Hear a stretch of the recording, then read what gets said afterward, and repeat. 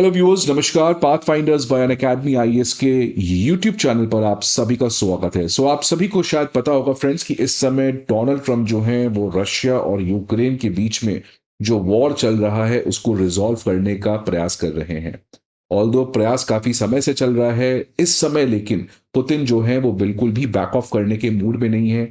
In fact एक तरफ बातचीत चल रही है और दूसरी तरफ पुतिन जो है वो यूक्रेन के अगेंस्ट अपने एग्रेशन को सिग्निफिकेंटली एस्केलेट कर दिए हैं। पुतिन जो है वो अब अपने इंटरनेशनल प्रेजेंस को भी काफी बढ़ा रहे हैं और वो डोनाल्ड ट्रंप को बता रहे हैं that I am not isolated. और इंडिया विजिट उसी पर्टिकुलर चीज का रिसेम्बलेंस था। और अब पुतिन जो है वो वापस से ट्रंप के साथ माइंड गेम खेलते हुए एक बहुत बड़ा स्टेप लिए हैं, जहां पे पुतिन ने पर्सनली निकोलस मादुरो जो वेनेजुला के प्रेसिडेंट हैं और इस समय डोनाल्ड ट्रंप का एग्रेशन झेल रहे हैं, उनको एक फोन कॉल किया है व्लादिमीर पुतिन ने और कहा है दैट हर तरीके का सपोर्ट जो भी आपको चाहिए, मॉस्को जो है वो आपके साथ खड़ा है, आपको रेडी है हर तरीके से मदद करने को।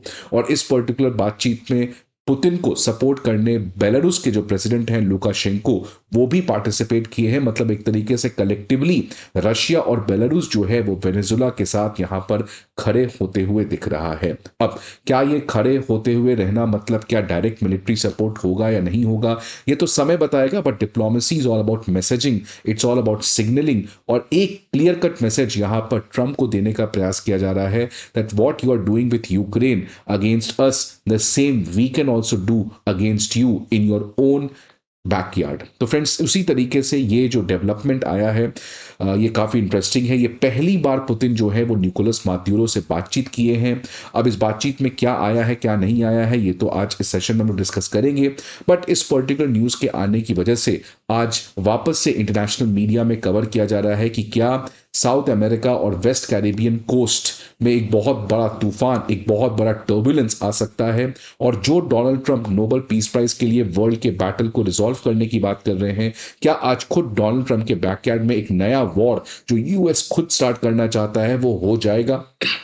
बहुत सारे अटकलें और एक तरीके से कयास लगाई जा रही हैं। बट आज इस न्यूज में हम लोग ये डिस्कस करने वाले हैं कि आखिरकार रशिया और वेनेजुला के बीच में क्या चल रहा है। तो देख सकते हैं फ्रेंड्स, पुतिन और लुकाशेंको जो रशिया और बेलारूस के प्रेसिडेंट हैं, इन दोनों ने कलेक्टिवली मादुरो को हर तरीके का सपोर्ट देने का वादा किया है। और क्यों ये इंपॉर्टेंट हो जाता है, बिकॉज आज मादुरो एक सीरियस प्रेशर में है। उनका क्या है फ्यूचर ये किसी को नहीं पता, बिकॉज अगर आप यूएस से फाइट कर रहे हैं तो आपको पता है कि US is not good friend but US is a worst enemy to have.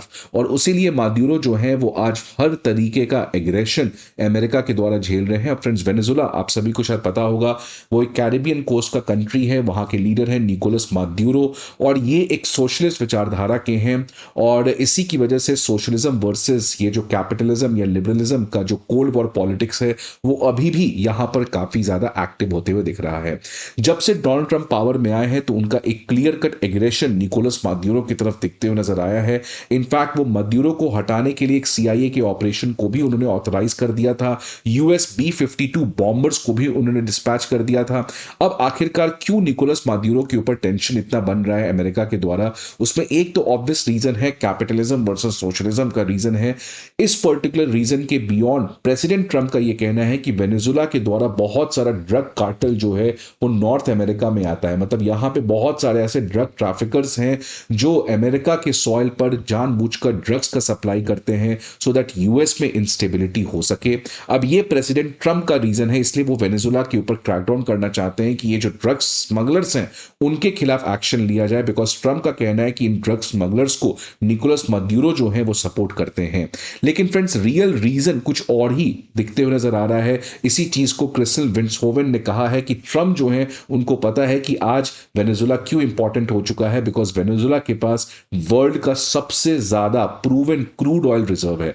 लगभग एक एस्टिमेट के हिसाब से 25% जो क्रूड ऑयल रिजर्व है वो इस समय प्रोबेबली वेनेजुला के पास हो सकता है। और इसीलिए क्योंकि वेनेजुला एक क्लोज्ड इकोनॉमी है, वो अपने ऑयल रिसोर्सेज के ऊपर प्राइवेट सेक्टर का एंट्री नहीं देती है। और यही चीज डोनाल्ड ट्रंप को एनवाई करता है। द सेम थिंग जो ईरान में है कि ईरान भी अपने स्टेट रिसोर्सेज को प्रोटेक्ट करता है फ्रॉम आउटसाइड कंट्रोल, और इसी की वजह से ट्रंप का एग्रेशन ईरान की तरफ भी है तो वेनेजुला वेनेजुला की तरफ भी है। अब इसी कॉन्टेक्स्ट में लगातार जब से डोनाल्ड ट्रंप पावर में आए हैं तो मदुरो के ऊपर हर तरीके का मैक्सिमम प्रेशर पॉलिटिक्स लगाने की प्रयास हुई है। और अब इसी पर्टिकुलर डेवलपमेंट में पहली बार पुतिन और मदुरो की 1-to-1 बातचीत होती है, जहां पे पुतिन ने कहा है reaffirmed his support for the policy of Nicolas Maduro government aimed at protecting the national interest and sovereignty in the face of growing external pressure।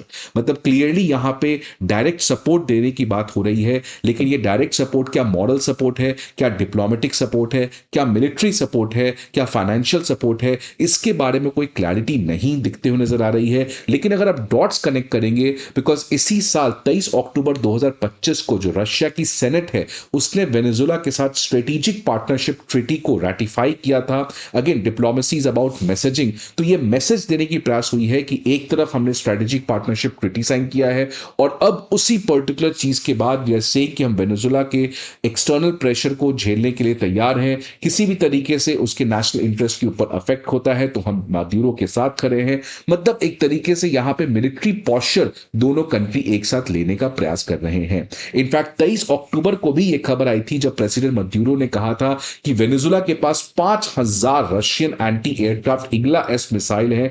वहां पे ये बात बहुत हद तक क्लियर हो चुकी थी कि जो ट्रंप को लग रहा है, बिकॉज देखिए फ्रेंड्स, यूएस के लिए वेनेजुला के ऊपर अटैक करना ये कोई बहुत बड़ी बात नहीं है। यूएस चाहता तो वेनेजुला के ऊपर अटैक कर सकता है, लेकिन ट्रंप जो है वो केवल कह रहे हैं अभी तक वेनेजुला के ऊपर कोई डायरेक्ट अटैक नहीं हुआ है। मतलब एक बात तो क्लियर है कि वेनेजुला को ऑलरेडी रशिया ने काफी कैपेसिटी बिल्डअप कर रखा है। ऐसे बहुत सारे मिसाइल्स और इक्विपमेंट्स वेनेजुला के पास हो सकते हैं जो अभी तक इनफैक्ट वर्ल्ड को पता भी नहीं है, और इसी की वजह से ट्रंप जो है वो अभी बैकफुट पे खेलते हुए नजर आ रहे हैं।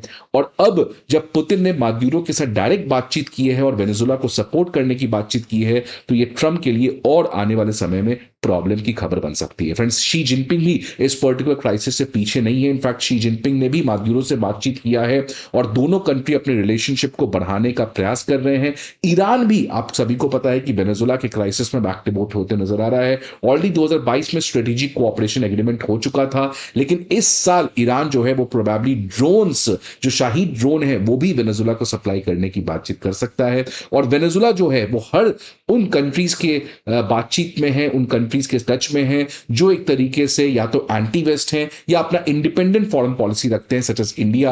और इसलिए वेनेजुला इस साल जस्ट लास्ट मंथ इंडिया के साथ भी अपने पार्टनरशिप को बढ़ाने के लिए काफी ज्यादा बातचीत किया था। अब देखते हैं फ्रेंड्स आने वाले समय में क्या होता है। एक तरीके का क्यूबन मिसाइल क्राइसिस वाली हालात यहां पे बनती नजर आ रही है, लेकिन अब बहुत कुछ डिपेंड करता है कि क्या रशिया रियली वेनेजुला की सपोर्ट करेगा, क्योंकि ईरान के केस में भी हमें यही लग रहा था, लेकिन रशिया जो है वो डायरेक्ट सपोर्ट नहीं किया। अब यहां पे देखने को इंटरेस्टिंग रहेगी कि क्या रशिया केवल बातचीत करेगा या कोई डायरेक्ट मिलिट्री सपोर्ट करेगा, या यूएस अटैक करेगा, या यूएस केवल is shouting it's not going to back anyone. Let's see what is there in the future. I hope आपको ये वीडियो अच्छा लगे। See you again other video, till then good bye and take care.